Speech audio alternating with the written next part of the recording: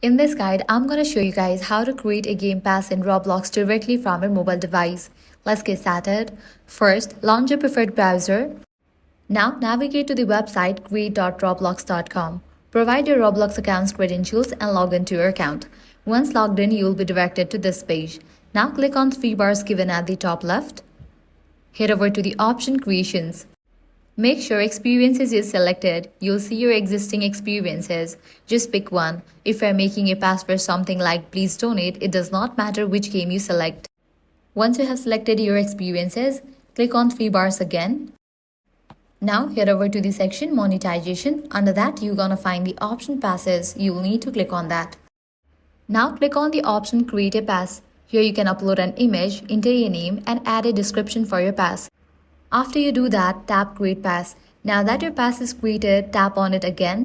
Sometimes you may need to tap twice. Open three lines menu, scroll to Sales and toggle it on. Enter your price.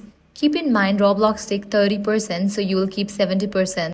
Finally, click Save Changes. To find your new Game Pass, go back to Experiences and scroll down to Passes. Tap the three dots on your pass and choose Open a New tab to view it.